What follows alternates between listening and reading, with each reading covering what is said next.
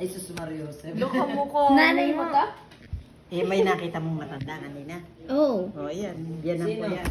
Ah, Lola Ene. Hello. Tucho.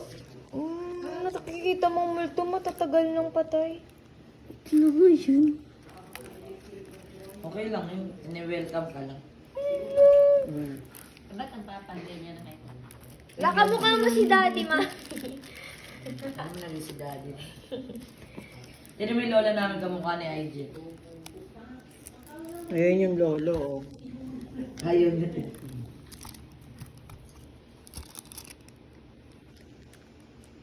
Tatay mo? Hindi, biyan. Walang tatay Asan nanay dito. Wala. Dito ako pinuntahan. Yan ang kamukha ng Tito Alan. Hindi ako pinuntahan. Pagtanan kasi. Kawawa ka naman. Mga kaibigan ko at pinsan ko ang abay. Mama, hindi naman si Cha tumingin eh. Hindi, napakabagal eh. Napakabagal eh.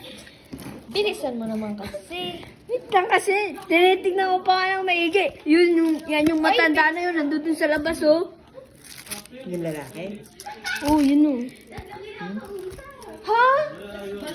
Ba't si Tito Norman hindi Ayan nakikita? yung mister ko. May nakikita Ayun. ko pag tayo. Ganyan? Ganyan? Hindi niya pa nakita kasi yan. Yung album yan. Si Kuya! Sino? Ah, sino? Kuya Owel, di ba? Kuya Owel nga kamukha niya. Kamukha ni Papa, no? Kamukha ni Bayog yun. Kamukha ni Kuya John. Ah, sino kamukha? Hindi, mataba siya dyan eh. Kaya ano eh, ang payat, tignan mo. Kuya Owel nga. Tignan mo yung mga picture dun sa may ano, sa pader. Kamukha nga ni Banog yun.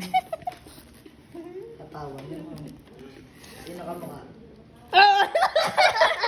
Kamukha ni Papa. Pagpayat si kuya. Tapos Sa'yo, si Kuya Alan. ko nakita yung picture ni Awel dati na payat. Lang ayan. Nakita ko, nandun dun na. Di ba may picture ka nun? Meron pa dun sa taas, sa may kwarto. Si Awel dyan yung binata. Dyan.